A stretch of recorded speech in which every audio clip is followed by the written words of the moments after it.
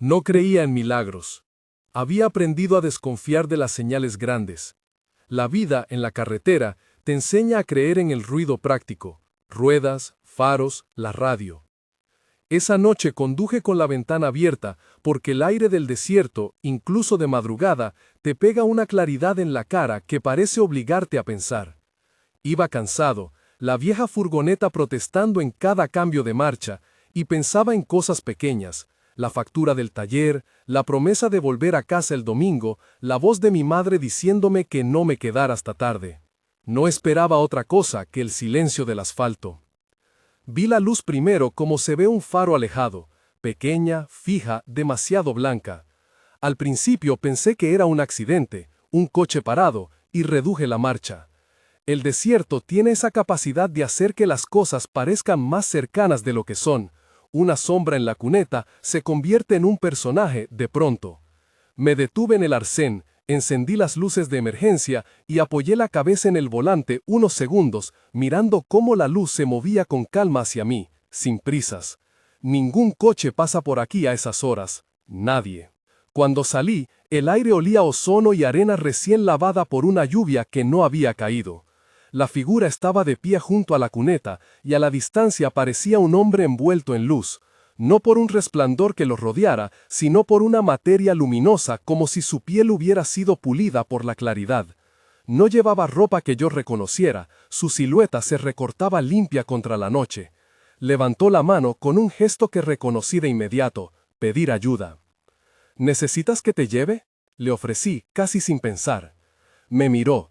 Sus ojos no eran los ojos de nadie que hubiera visto, y sin embargo, había en esa mirada una paciencia antigua, como la de un viajero que ha conocido muchos caminos. Habló, y su voz no encajó con su boca, sonaba dentro de la furgoneta y fuera, como si vibrara en el metal. Gracias, dijo, no pido mucho, solo pasar. La frase fue simple, demasiado humana para ser una pura maravilla. Le abrí la puerta trasera y subió sin tropezar. Al tocar la chapa, noté que su presencia no era fría ni caliente, era como acercar la mano a una lámpara apagada que de repente devuelve una chispa. En el interior de la furgoneta, la luz se dobló en el espejo retrovisor y me iluminó la cara con una claridad inusual. Podía ver, ahora que estaba más cerca, que tenía una marca en la muñeca, un signo en relieve, una forma circular con líneas que salían como rayos. Me sonó a algo que había visto en libros viejos, un símbolo, una llave. En la primera conversación me esforcé por mantenerlo simple, por no decir lo que intenté contener, que algo dentro de mí se ha puesto en guardia, que la palabra extraterrestre quería nacer en mi garganta y yo la detuve para no herir lo que sentía. Le pregunté de dónde venía. Él respondió de una manera que no era geográfica sino temporal. Dijo, vengo de donde los recuerdos no se olvidan. Dijo, no voy a ocupar mucho de tu tiempo. Me basta con recorrer esta ruta. No supe si reír o mostrar hospitalidad. Le ofrecí agua de la nevera y se la tomó como si supiera que la iba a beber. Su mano, cuando rozó la lata, dejó sobre el metal un leve brillo que no desapareció cuando apartó los dedos. Cerré la puerta y reinicié el motor, tratando de devolver la conversación a preguntas triviales. Su nombre, por qué estaba solo, si necesitaba dinero. Respondió con otras preguntas que me hicieron sentir desnudo. ¿A dónde van los muertos en tu imaginación? La pregunta me golpeó, porque no esperaba que alguien formulara así lo que todos pensamos en la radio blanca del mundo. La muerte, el día en que todo lo que somos deja de ser una suma de acciones y se convierte en silencio. Contesté con evasivas, con la broma habitual de quien no quiere decir la verdad. Él no se molestó en corregirme. La primera anomalía física ocurrió cuando me bajé para pasar por una zona con gravilla. Un trozo de cristal volcánico, como arena vitrificada, brillaba como si alguien hubiera bruñido el suelo. Al mirar de nuevo, la base del asiento donde se apoyó dejó un rastro de luz que desapareció en segundos. No dije nada porque no tenía palabras. Le pedí que me dijera su nombre. Él señaló su propia marca y habló de una manera que no pedía fe, sino atención. Soy un mensajero. Hay muchos nombres para lo que traigo. Tú puedes llamarme así. No insistí en clasificarlo. La palabra mensajero me bastó para no soltar la costumbre de pensar en ángeles y me permitió suspender por un momento la categoría extraterrestre como si fuera uno de los nombres válidos entre tantos. Era más prudente, para mi alma fatigada, hablar de un ser no de este mundo sin encerrarlo en una etiqueta. Lo dejé en la salida de un camino de tierra que llevaba a una antigua iglesia en ruinas, un lugar que todos los camioneros conocen, aunque pocos lo visitan. Le dije que allí habría cobertura y que podría pedir ayuda. No quise preguntarle a dónde iba realmente. Cuando abrió la puerta, la luna jugó contra su cara y vi que detrás de la corona de luz que lo envolvía había algo que recordaba la forma de una piedra. Un amuleto que pendía de su cuello, pequeño y oscuro, con el mismo símbolo que tenía en la muñeca. Antes de bajar, me tocó la muñeca sin detenerme. El contacto fue leve, sentí un calor que subió por la vena como si alguien hubiera encendido una vela dentro de mi brazo. Al mirarme, vi que mi piel, donde me había tocado, llevaba ahora la misma marca que él. No dolió, fue una quemadura de recuerdo, una señal que parecía decir no lo olvides. Intenté limpiarla con la manga, la marca persistió, apenas visible a simple vista, pero con un leve relieve que se podía palpar. Volví al coche y conduje como en trance, sin música, mirando el espejo retrovisor porque esperaba que la figura encendiera una gran luz que delineara la noche entera. No ocurrió.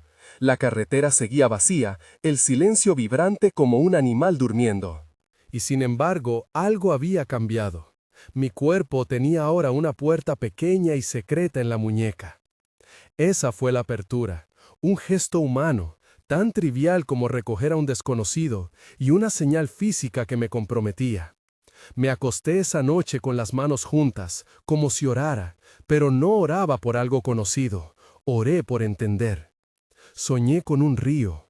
En el sueño no era agua lo que corría, sino memorias, rostros, olores y palabras que uno nunca supo que había aprendido. Se movían como peces y yo quería meter la mano para tocarlos, pero cada vez que intentaba agarrar uno, se transformaba en luz y se elevaba hacia algo que parecía un puente, un arco hecho de madera y luz al mismo tiempo.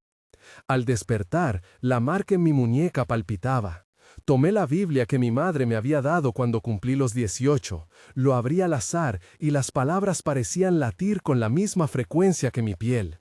Yo soy el camino, y la verdad y la vida. No deseo entrar en exégesis, solo digo lo que sentí. Que esas palabras, que antes leía por hábito dominical, ahora sonaban como una indicación, como un mapa viejo que necesita un lector nuevo. Fue entonces cuando supe que esto no iba a quedarse en una anécdota de madrugada. Al día siguiente, busqué a quien pudiera explicar lo que me pasaba sin llamarme loco. Empecé por lo mundano, la gasolinera de la autopista, un café que abre a las 6 y donde la camarera siempre tiene café fuerte y una mirada que no soporta cuentos. La camarera me miró el muñeco de madera que llevaba en la muñeca y me dijo simplemente, «No eres el primero». Esa frase me puso en alerta. ¿Quién más? Ella me señaló hacia el final del mostrador, donde un anciano servía té con manos temblorosas. Se llamaba Tomás, según me dijo la camarera, y trabajaba allí desde antes de que recordara la furgoneta de mi padre. Tomás tenía dedos manchados de tinta y una cicatriz en la frente, y al verme la muñeca, sacó del bolsillo una bolsa pequeña y me la dejó sin hacer preguntas. Dentro había una piedra. No era muy grande, pero su superficie tenía el relieve de un símbolo igual al que ahora llevaba en mi piel. «No la toques sin estar seguro», dijo Tomás, «pero si alguien te la dio, quizás tenga razón para hacerlo». Le pregunté por qué sabía esas cosas y me contó con voz cansada de rumores y vigilias. Habló de un grupo de personas que se reunía en la iglesia en ruinas, gente que había visto luces en el desierto, que había sentido marcas, que había sido llamada de diferentes maneras. Vigilantes, me dijo, porque no eran ni cultistas ni fanáticos, eran personas que, después de ver algo imposible, se habían sentido obligadas a esperar y a contar. Tomás me miró con una mezcla de lástima y advertencia. «No esperes que nadie te crea», me dijo, «pero guarda la piedra y no la pierdas». Fui esa tarde al ayuntamiento y, por imprudencia o por necesidad, hablé con el sheriff, Jim Carter. Si alguien representaba lo mundano y la seguridad de una comunidad, era Jim. Es un tipo grande, callado, con manos de alguien que ha empujado la vida hacia adelante más que hablar de ella. No creí que me creyera. Lo hice porque tenía que decirlo en voz alta. El contacto, la luz, la marca.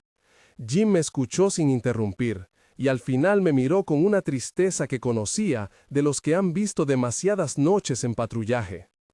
«Has hecho lo correcto», me dijo cuando terminé. «No eres el primero en verlo en esta comarca. Pero te diré algo. Hay cosas que se mueven entre lo que llamas cielo y lo que llamas tierra, y no siempre están para bien del hombre. Cuídate de los que no quieren que se sepa». Me habló de historias de camioneros que desaparecieron, de coches que aparecieron vacíos en el arcén, de testigos que terminaron callados por miedo. El tono de Jim no era conspirativo, era de experiencia. Me ofreció una taza de café y antes de irme dejó una advertencia que no era consigna policial sino humana. «Si vuelves a ver esa luz, trátala con respeto», dijo. «Y si te ofrecen elegir entre olvidar y recordar, piénsalo 2 veces. El olvido tiene su paz, el recuerdo tiene su precio». Su frase se quedó como un eco. Pensé en lo que significaba recordar. Revivir dolores, perder la inocencia, cargar con mensajes. Pero también pensé en la otra opción, el olvido, ese limbo que prometía alivio. ¿Cuál es más cruel? ¿Quedarse en la seguridad del olvido o llevar en la piel la obligación de contar? No había respuesta fácil. Aquella noche no tuve sueños sino voces. Un coro entonado sin palabras se instaló detrás de mi frente. El mensajero volvió a visitarme, pero no en la carretera. Lo vi en el sueño parado al borde de un río que no era agua. Me dijo que lo que yo había llamado muerte era un lugar donde las cosas se ordenaban de nuevo por su nombre, donde la memoria emergía como un río que lavaba, y que mi marca era una llave para atravesar. No me explicó quién era él en términos que mi razón pudiera tragar. Habló solo de funciones, mensajero, puente, custodio. Y mencionó una palabra que quedó como advertencia, custodios. «Hay quienes mantienen el velo», dijo, «no siempre por maldad, a veces porque desconocen la belleza del recuerdo y le temen, otras veces porque su pan depende de que la gente no recuerde». En los días que siguieron, empecé a ver señales en la pequeña población. Hombres encorvados saliendo de las iglesias con semblantes distintos, radios apagadas que de repente dejó de sonar y una noticia mínima en la prensa local sobre una desaparición en la carretera. Lo que más me sorprendió fue la mirada que la gente me echaba cuando me tocaba la muñeca. Algunos miraban con lástima, otros con un temor que me devolvía a la noche en la cuneta. Me reuní con los vigilantes en la iglesia en ruinas, un recinto con bancas rotas y vitrales agrietados que filtraban la luz de una manera que hacía el polvo parecer nieve. Éramos pocos, una mujer que parecía haber perdido a su marido, un joven profesor que decía estudiar simbolismos y un hombre mayor que se llamaba Daniel y que tenía el don de contar historias como quien saca moneda de un bolsillo.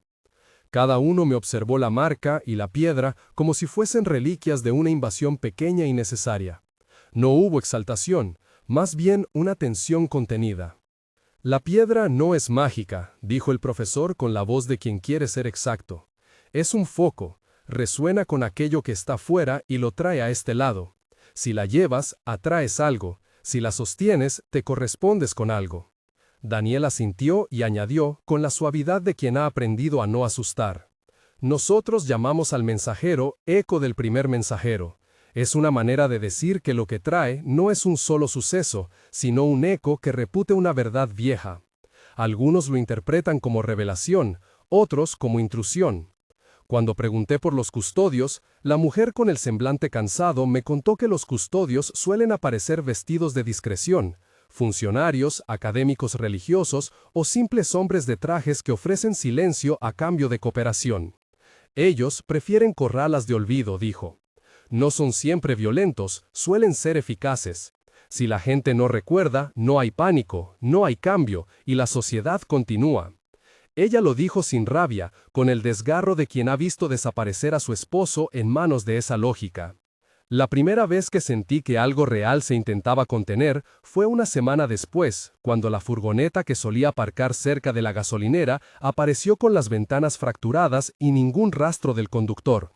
La policía hizo lo que la policía hace, recogió huellas, apuntó testimonios y se fue. Jim no habló mucho. Me pidió que no fuese a hablar en la radio, me pidió que por favor tuviera cuidado. Mi instinto fue el de caminar hacia la iglesia en ruinas con la piedra en el bolsillo, pero la razón me convenció de que el riesgo no era solo físico. Revelar esto podía costarme la confianza de la gente, mi trabajo, mi paz. No obstante, algo en mi pecho ya no aceptaba la comodidad del olvido. En la soledad de mi sala, la piedra calentóse en mi mano como si respondiera a un pulso que no era el mío. La marca en mi muñeca vibró con una frecuencia baja y constante, y sentí, por primera vez, el peso de la misión sobre algo que hasta entonces había sido solo un accidente casual: dar un aventón. Me vi de nuevo en la cuneta, con las luces intermitentes reflejadas en el metal y la figura que se elevaba como si hubiera dejado una estela. Comprendí que mi gesto había sido una apertura deliberada. Abrir la puerta fue lo que permitió que algo viniera a tocar mi mundo. No fue un error, fue una invitación. Los vigilantes me enseñaron una práctica sencilla: escribir, no para crear pruebas, sino para no olvidar. Me dieron papeles, me pidieron que anotara mis sueños, las frases del mensajero, las formas del río. Lo hice con avidez infantil, como quien apunta recados del día. Encontré, en mi escritura, que las palabras cambiaban cuando las murmuraba en voz alta. Puente y recuerdo sonaban mayores de lo que recordaríamos. Las metáforas se hicieron más densas, y pronto la vida cotidiana comenzó a parecer una capa que había que rasgar para ver lo que latía debajo. Hubo, entre nosotros, un debate serio. El profesor, que se apoyaba en citas y mapas mentales, sostenía que lo que yo había vivido podía traducirse a imágenes, un sistema para conservar memorias, una especie de archivo cósmico que aseguraba la continuidad personal. La mujer, que había perdido a su marido, insistió en que la experiencia era una gracia, una restauración de identidad. Daniel, en cambio, dijo algo que me caló. Tecnicismos al margen, dijo. Lo importante es si esto te cambia, porque si te cambia, entonces tu deber es contarlo. Si no te cambia, entonces no has tomado en serio la llamada. Esa frase me dejó sin habla. Contar implicaba exponerse, aceptar la incredulidad, quizá la burla, la soledad. Pero también significaba ofrecer a otros la posibilidad de elegir. Porque, según me dijeron, la séptima luz se acercaba. No la entendí en su totalidad. La frase sonaba como un reloj que tiembla antes de sonar. Se hablaba de 7 luces como quien habla de estaciones que marcan un proceso. La gente mayor que se reunió con nosotros parecía temer la llegada en igual medida que sentir un asombro reverencial. No fue una amenaza abstracta. Los signos empezaron a multiplicarse. El cielo sobre el desierto mostró un pulso sutil en la medianoche, columnas de aire que brillaban como si el mundo respirara con otra frecuencia. La piedra que llevaba en la bolsa marcó temperatura, y la marca en mi muñeca latía con más fuerza. Una noche, Jim me llamó al teléfono a una hora en la que solo despiertan los destinos. No salga solo, dijo, no esta vez. No le pregunté por qué.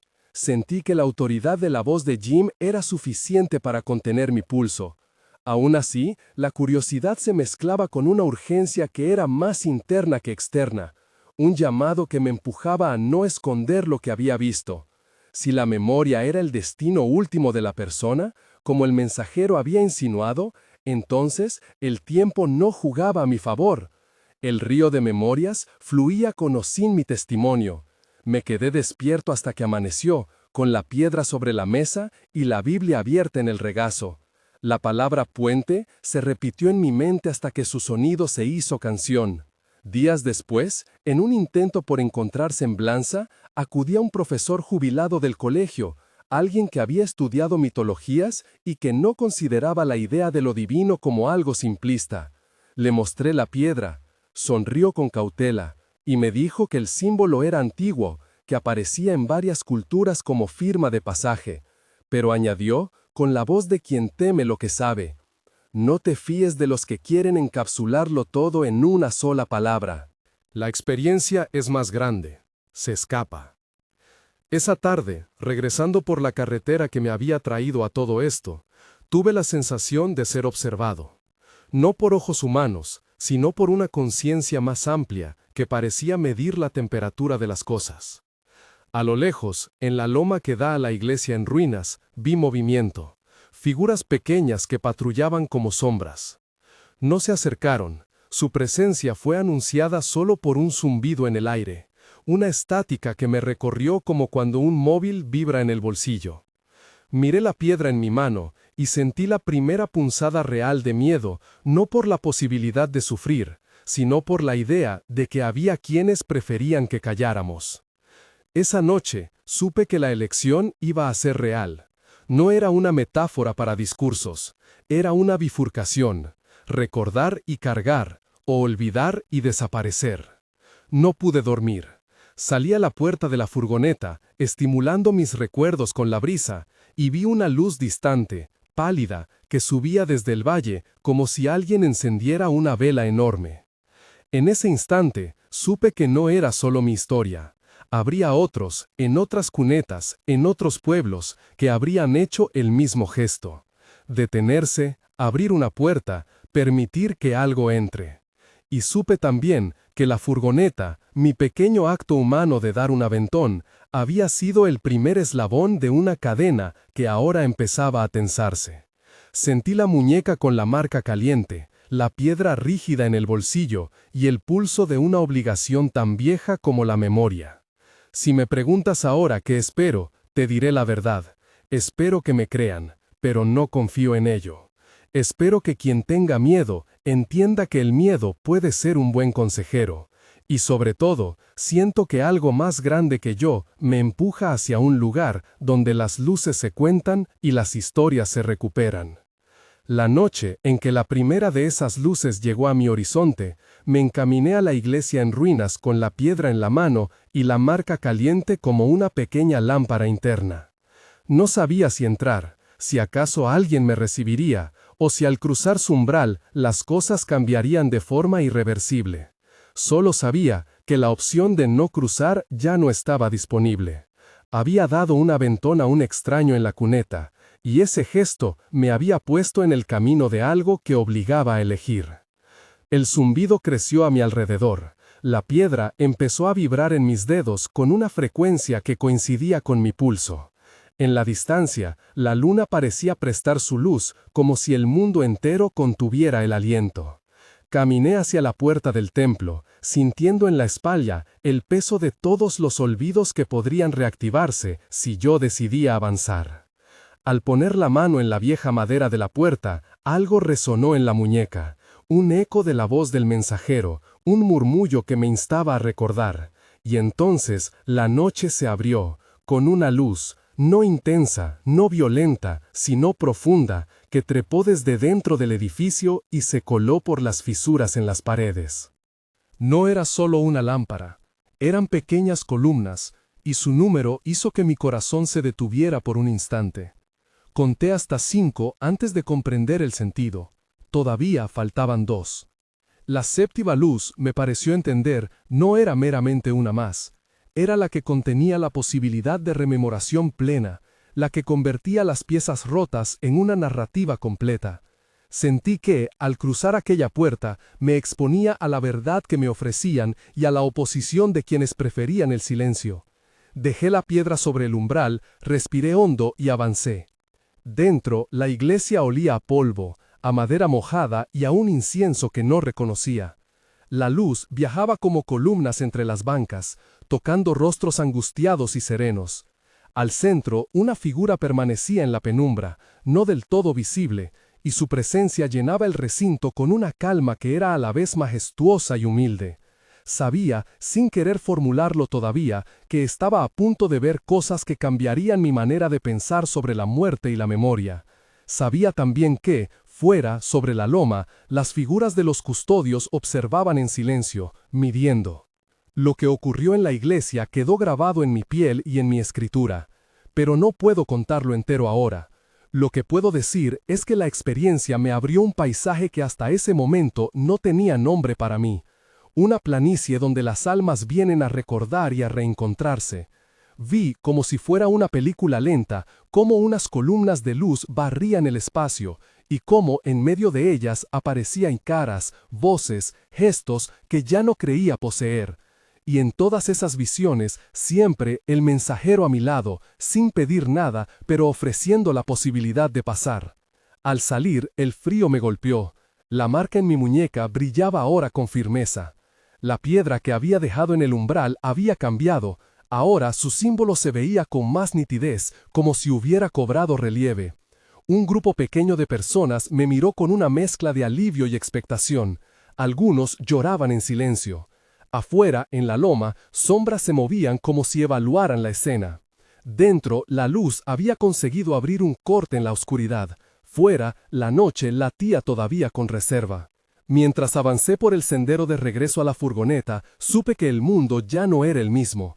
Había algo que se había soltado y que ahora llamaba por un nombre que yo apenas comprendía. La piedra en mi bolsillo parecía pesar más. La pregunta que me haría volver a la ciudad, a la gente y a la vida diaria ya no era la de siempre. ¿Qué voy a decir? Era más peligrosa y luminosa. Me atreveré a contar lo que vi, incluso si eso me destroza. Las dos primeras luces habían venido y se habían quedado como testigos. Las restantes, me advertían, no esperarían para siempre. Sentí en la garganta la urgencia de tomar una decisión, testimoniar o guardar silencio. Miré la pradera y vi a lo lejos un brillo que se elevaba, la tercera columna, como si alguien hubiera encendido otra vela en el horizonte. Y supe que la cuenta atrás había comenzado. La tercera columna ya ardía en el horizonte cuando me separé de la iglesia. Sentí que el aire tenía otro peso, como si el mundo hubiera aprendido a contener la respiración. La piedra en mi bolsillo vibraba con una insistencia que parecía decir, acércate. No fue un mandato, fue un pulso, una invitación que no podía fingir no oír. Si esta historia te está llegando, quédate hasta el final. No porque aquí haya consuelo simple, sino porque lo que voy a contar exige testigos. Volví a casa con la cara adherida al cristal de la furgoneta, y cada reflejo era un rostro posible. Quizá el mío en otro tiempo, quizá mis padres, quizá un hijo que no tenía. Dormí a medias. La marca en la muñeca me recordó que ya no podía fingir liviandad. Soñé otra vez el río, pero esta vez sus aguas no fluían en línea recta. Bifurcaban, se recogían en remolinos donde se guardaban actos, palabras que nadie dijo, canciones que se olvidaron en la cocina de un viejo. Algunas memorias eran claras como monedas, otras como humo. Vi una mujer que no conocía y me di cuenta de que estaba viendo la infancia de alguien que había muerto hace años. Fui incapaz de llorar por todos ellos en la noche. Solo recogí sus caras como quien junta leña. A la mañana siguiente la ciudad parecía ligeramente desplazada. En la panadería, un hombre mayor dijo el nombre de su esposa dormida en voz alta, con la sorpresa de quien recupera la palabra perdida. No supe si fue efecto de mi presencia o simple casualidad. Cuando hablé con Tomás en la gasolinera, sus manos temblaron menos que la semana anterior. Me entregó una lista escrita en tinta corrida, lugares, fechas, nombres de otros que habían visto. Había más de los que imaginé. Algunos habían guardado silencio, otros se habían marchado lejos. En la esquina de la hoja, una nota en lápiz: no te fíes de los trajes grises. El susurro acerca de los custodios se volvía menos rumor y más estructura. No una conspiración de villanos con intención única, sino agentes variados, funcionarios, académicos, hombres de negocios que tenían motivos distintos para preservar el olvido. Algunos lo justificaban con pragmatismo, caos social, histeria, pérdidas económicas. Otros con dogmas que preferían cerrados. Ninguno tenía respuesta a la belleza del río. Ninguno tenía una palabra que calmara a quienes, como yo, empezaban a recordar con dolor. Fue el profesor quien propuso un plan sencillo: llevar la experiencia a más ojos, pero no la experiencia completa. No hay que arriesgar la seguridad de la comunidad, dijo, pero podemos distribuir semillas, testimonios controlados, pequeñas reuniones, no titulares que creen pánico. Daniel, que siempre hablaba claro, me miró y dijo que la única forma de preservar la memoria era que alguien la nombrara en voz alta sin pedir permiso. La mujer que había perdido a su marido se mantuvo en silencio, mirándome con la urgencia de quien teme una pérdida mayor, que el recuerdo no encuentre oído. Mientras discutíamos, el mensajero apareció. No llamó, era como si siempre supiera cuándo era necesaria su presencia. Parecía más delgado que la primera vez, o quizá yo estaba más cansado. Sus ojos, sin embargo, seguían teniendo esa paciencia que desarmaba. Me pidió que lo siguiera. Al principio pensé que volvía a llevarme a la loma o a la cuneta. En cambio, me condujo por un sendero que no había visto antes, una vereda entre junquillos que olía a metal caliente. A cada paso, la piedra en mi bolsillo se calentaba más. «Hay un orden», dijo el mensajero sin ceremonias. «No todo lo que recuerda debe quedar expuesto, pero hay momentos en que el recuerdo necesita un público para no disolverse. La séptima luz lo hará posible. Ven». Nos llevó a un claro donde la tierra tenía un brillo parecido al vidrio soplado. Allí, desplegada como una mesa de ritual, había una serie de objetos: un reloj sin manecillas, un pañuelo con bordes quemados, una cuna vacía con una marca de humedad en la madera. No eran reliquias exóticas, eran huellas domésticas. Y en medio, un libro abierto, sin palabras visibles, que vibraba en silencio. Cuando me aproximé, por un instante creí reconocer en las manchas del papel la imagen de mi madre, joven, lavando la ropa. Era como si el campo se alimentara de lo que la gente había dado por perdido. El mensajero me explicó que el río no era un lugar de juicio ni de premio según estándares humanos, era un archivo que devolvía nombres. Lo que pasa cuando morimos, dijo, no es que desaparezcamos, es que se nos pone en clave. Algunos fragmentos duermen muy profundo. La labor aquí es tejerlos de nuevo. Pero hay quienes temen el tejido. Temen que si la gente recuerda sus heridas completas, la estructura social cambie. Dijo la palabra puente y la pronunció como si temiera usarla. Hay un puente, continuó, y hay quienes lo custodian. Cristo, tal como lo vi, está en el puente, no como autoridad que juzga, sino como alba que mantiene la madera unida, recordando a cada paso quiénes fuimos. Yo quería hacer preguntas teológicas precisas, demandas de coherencia, cosas que a cualquiera que ha pasado por catequesis les resultarían normales. ¿Cómo encaja esto con lo que la Iglesia enseñó? Pero el mensajero no dio respuestas canónicas, dio imágenes.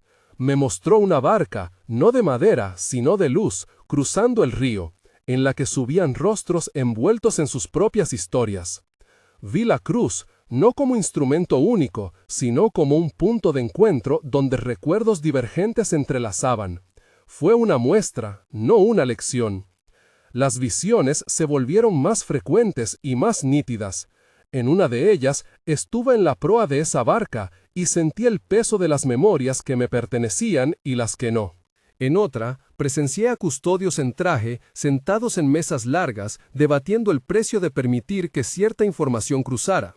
Sus argumentos eran preocupantemente mundanos: disturbios civiles, impuestos, solución de conflictos internacionales. Un hombre de corbata dijo con voz perforada de rutina: si la gente recuerda esto, desafiará leyes, cambiará su trabajo, alterará la genealogía del poder. Un poco absurdo, pensé, mucho terrenal. Entendí entonces por qué la estrategia de los custodios no siempre implicaba violencia directa. Bastaba con negociar la desaparición de testimonios incómodos, ofrecer silencio a cambio de confort, un sueldo, un puesto, un olvido que compra seguridad. La tensión escaló cuando una tarde, al abrir la puerta del bar donde solía pasar la mañana, encontré a dos hombres que nunca había visto antes. Vestían trajes grises, tenían gafas empañadas y portafolios. Me miraron con la cortesía de quien inspecciona una pieza de museo. No hicieron preguntas, pidieron hablar con el sheriff. Jim, cuando llegó, actuó como quien mide la situación antes de decidir. Me aseguró que no buscaban confrontación, que a veces intervenir solo agrava el problema. Les dejó claro que él no quería altercados en su comarca. Los hombres hablaron en tono neutral y se marcharon con la amabilidad de quien ha obtenido una respuesta ambigua. Esa noche, una noticia local anunció que la iglesia en ruinas debía ser demolida por riesgo de colapso. Fue una excusa oficial que muchos compraron.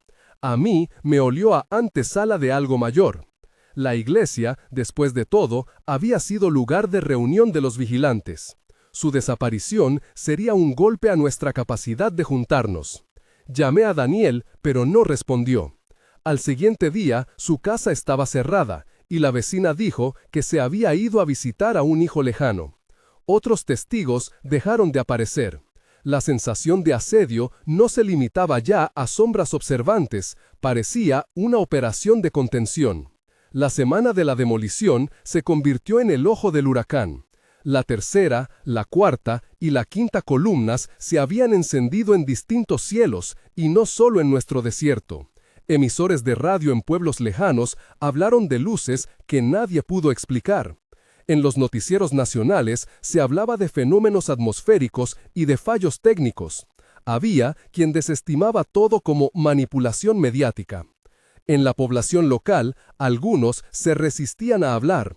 Otros, en cambio, venían a la lona de la iglesia a dejar objetos y notas, como si quisieran depositar su vida antes de que alguien se la borrase. Llegó la convocatoria. La séptima luz se anunciaría de forma creativa, dijo el mensajero. No vendría solitaria, vendría acompañada por un pulso de memoria que haría visible lo invisible. La noche escogida coincidió con una tormenta eléctrica en la lejanía y con nubes que no alcanzaban a descargar donde estábamos. La piedra en mi bolsillo se volvió caliente y un zumbido, un coro sin letra, comenzó a tejerse por la loma. Jim me llamó y me pidió que no fuera a la iglesia cuando llegara la demolición, pero tampoco pudo decirme cómo detenerla. Su voz sonaba como alguien cargado de obligación. En la madrugada, caminamos, los vigilantes, algunos vecinos, yo y el mensajero, hacia el edificio que sería derribado. Había una maquinaria pesada allí, luces blancas, obreros con cascos. El plan era oficial, la presencia de la policía lo hacía ver legítimo. Entre nosotros circulaba la sensación de que no podíamos impedir lo que el ayuntamiento había decidido. Sin embargo, no fuimos a pelear contra los bulldozers, fuimos a poner testimonio. Dejamos objetos en la entrada, cartas, fotos, una camiseta cargada de olor a niño. Nos sentamos en la puerta y esperamos. El mensajero me tomó del brazo al acercarse el alba. Me condujo hacia el centro del templo, donde la piedra del umbral había sido retirada por los operarios que preparaban la demolición.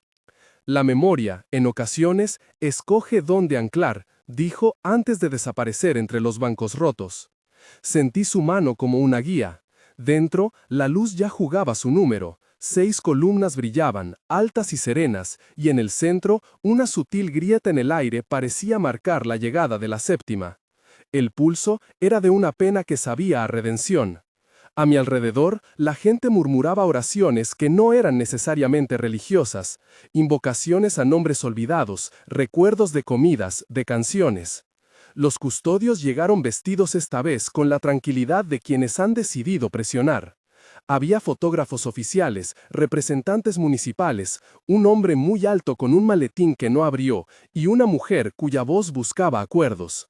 Me miraron sin sorpresa, no éramos la primera resistencia que cortaban. Jim apareció detrás de ellos, con la honestidad enemiga del que ha de mantener la ley. Se paró junto a mí y dijo en voz baja: «Si esto se convierte en desorden, haré lo necesario para mantener a todos seguros». Su mirada no era de traición, era de miedo compartido. Sentí que la tensión podía romperse en cualquier instante. Y entonces, justo cuando los operarios alzaban la primera piedra para marcar el derrumbe, la séptima luz vino. No vino como una estrella que cae, vino desde dentro. Una columna surgió en el centro, engarzando a las otras con un latido que poseía la cadencia de una campana. El edificio entero se iluminó como si alguien hubiese prendido lámparas antiguas que guardaban siglos. Las máquinas se quedaron mudas, las radios se apagaron por una fracción de segundo. En ese silencio sentí los recuerdos latir como un pulso colectivo, nombres de casas, nombres de hijos, promesas rotas y perdonadas. Los custodios dieron un paso adelante. El hombre del maletín habló con un tono que pretendía ser pragmático.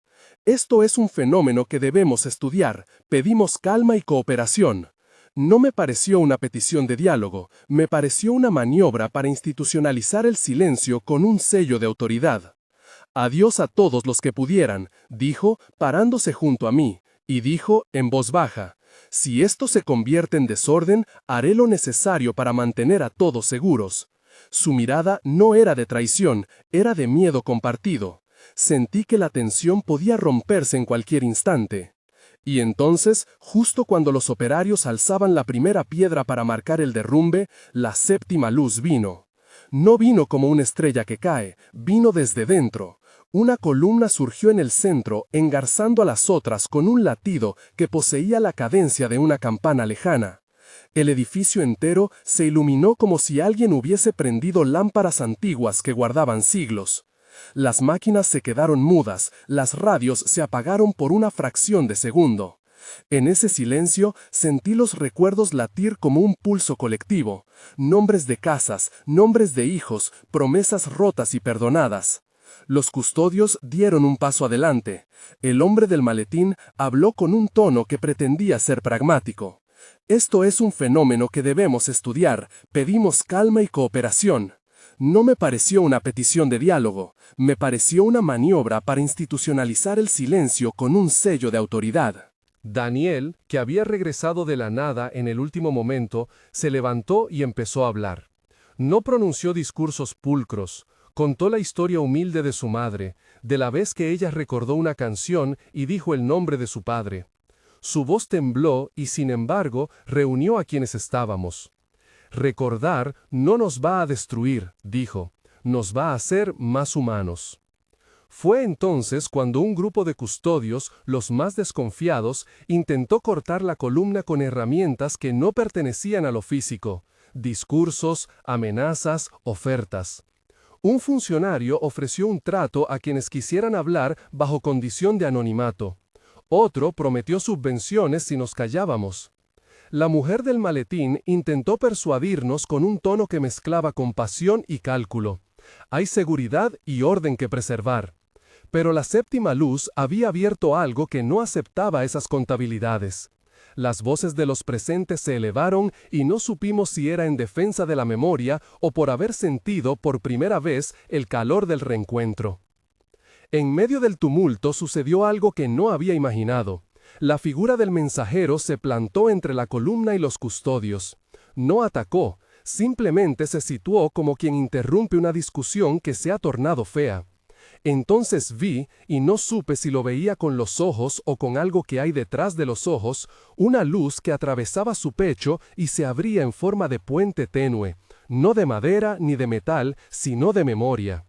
En el centro de ese puente hubo una figura que sin alardes recordó a la imagen que tantas veces había leído en mi Biblia.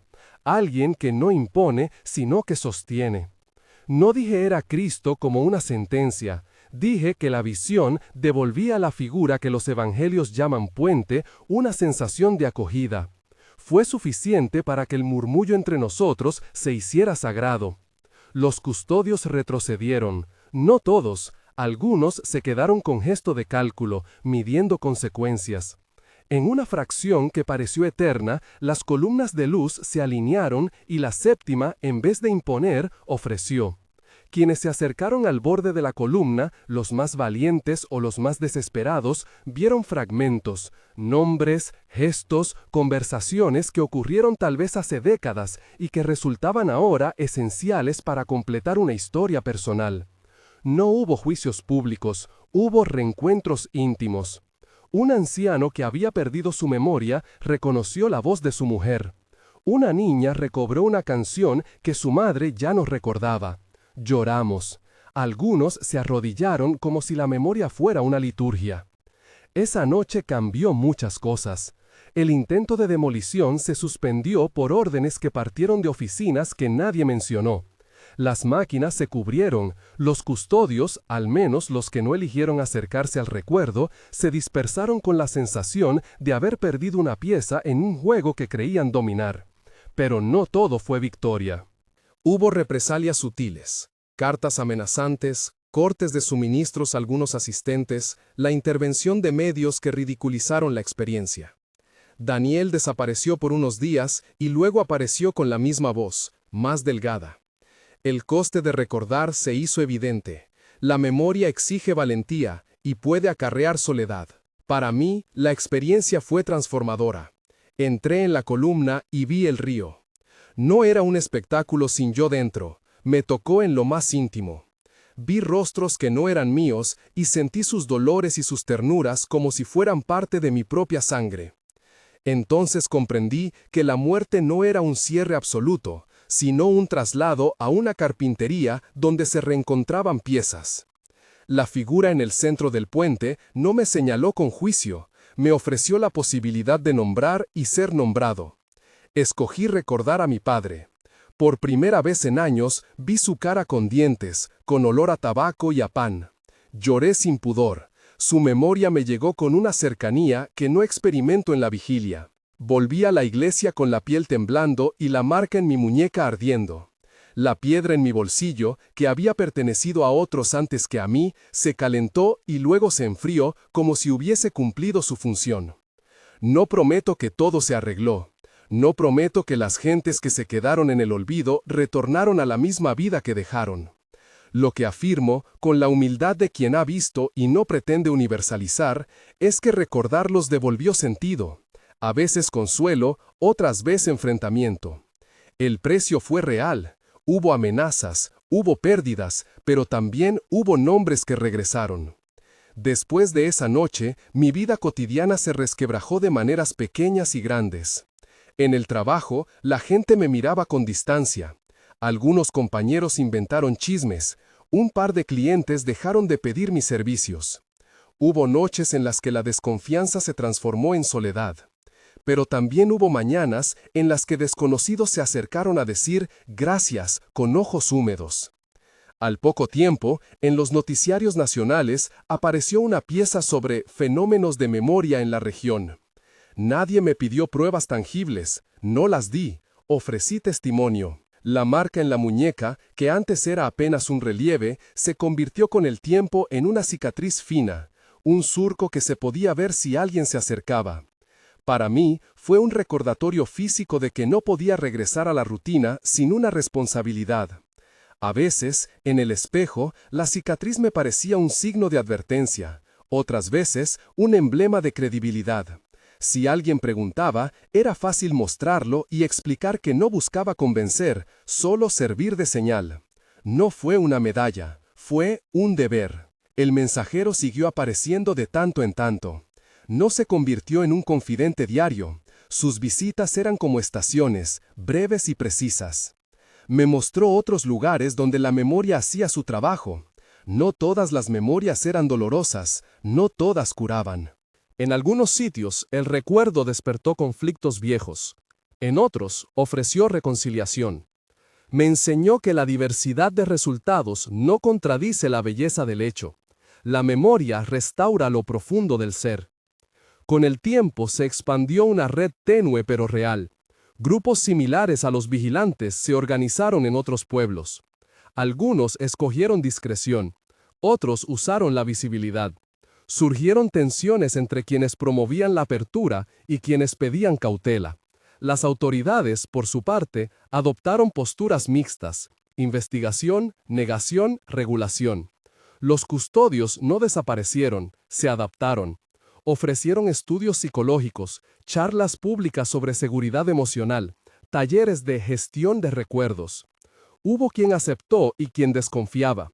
La dinámica de la memoria no se redujo a uno u otro bando. Fue y sigue siendo una conversación difícil entre la necesidad de verdad y el miedo a las consecuencias. En el plano personal, la decisión de hablar me costó amistades y me dio nuevos compañeros de camino. Fui increpado por algunos líderes religiosos que temían la erosión de estructuras. Fue escuchado por pastores humildes que veían en la experiencia una llamada a cuidar a las almas. Nunca confundí la revelación con la enseñanza dogmática. Cuando hablaba de la figura que se manifestó en el puente, decía siempre, esto es lo que vi, interpreto así. Evitaba afrancesar doctrinas o hacer afirmaciones que pretendieran sustituir confesiones. La humildad fue mi práctica, porque el riesgo mayor sería convertir la visión en doctrina cerrada. Hubo, por cierto, quienes intentaron etiquetarme, charlatán, manipulador, loco iluminado. Aprendí a aceptar las réplicas con la calma de quien sabe que la verdad no suele entrar en buenos titulares. También aprendí que testimoniar no es buscar la convicción de todos, sino ofrecer la posibilidad de elegir. Para muchos, la olvido seguirá siendo preferible. Lo entiendo. El olvido tiene su paz, la memoria su obligación. A veces me preguntan qué hacen los custodios ahora.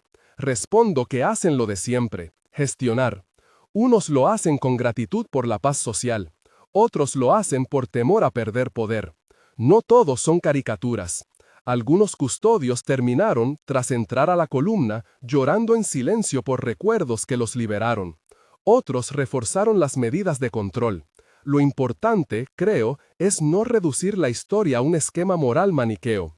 El misterio sigue siendo eso. Un campo donde la luz revela y las sombras se repliegan con motivos variados. Hoy, cuando paso por la cuneta donde recogí al mensajero, se me encoge el estómago. El gesto de detenerse y abrir la puerta reveló que las decisiones más pequeñas pueden ser llave de transformaciones enormes. En numerosas ocasiones me habría gustado no haber encendido aquella chispa por temor al precio.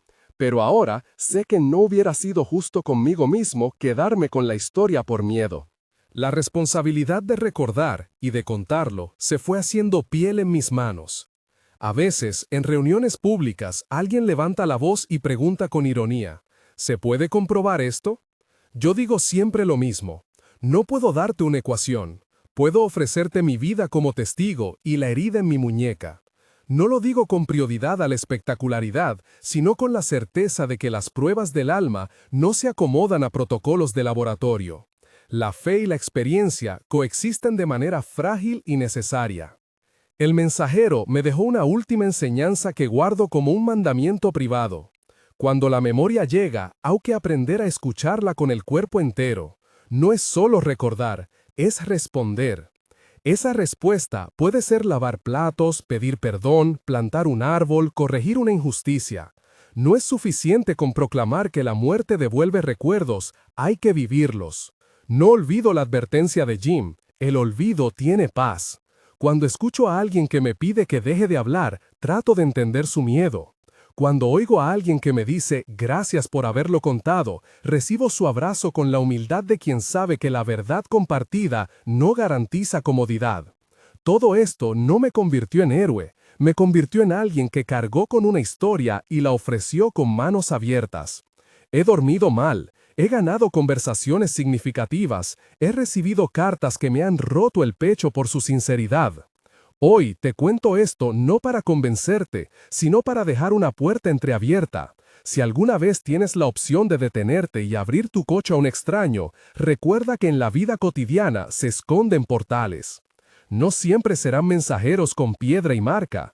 A veces serán amistades, llamadas, momentos de entrega que nos exigen recordar y actuar. He visto desde aquella noche brillos que regresan a otros lugares. Nada uniforme, nada catalogable en un único esquema. Pero sí he visto rostros que vuelven, canciones que resurgen, nombres que se recuperan, como si alguien hubiese desempolvado libros cerrados. A cambio, he visto censuras, acuerdos de silencio y debates. La experiencia me enseñó que la verdad no es necesariamente cómoda, pero es liberadora cuando se la toma con responsabilidad. La marca en mi muñeca se ha transformado con el tiempo en cicatriz. Miro a la gente y a veces la abro en palabras para que sepan que no hablo por moda, sino por herida. Aún hay noches en las que la loma brilla y me planteo si volver a acercarme al lugar donde todo comenzó. No me siento llamado a liderar una cruzada, me siento empujado a contar. Contar es mi manera de sostener el puente. Si esto te ha hecho pensar en la vida, en la memoria o en la muerte, si te ha removido algo que quieres guardar o decir, comparte tu experiencia en los comentarios. No busco aplausos, sino testigos, porque la elección no es solo mía, es de todos los que cuando lleguen las luces tendrán que decidir entre cubrir las voces o escucharlas. Yo hice un gesto tan simple como dar un aventón a quien lo pedía en la cuneta. Y eso me llevó a ver a dónde van las almas después de la muerte. A un lugar donde se recuerdan y se recomponen, donde hay puentes que sostienen y custodios que temen. Esa es mi historia. La comparto para que, si alguna vez te encuentras en la cuneta, sepas que un gesto cambia destinos. No prometo certezas, prometo testimonio, y con él la invitación a elegir, recordar o dejar reposar el mundo en la serenidad del olvido.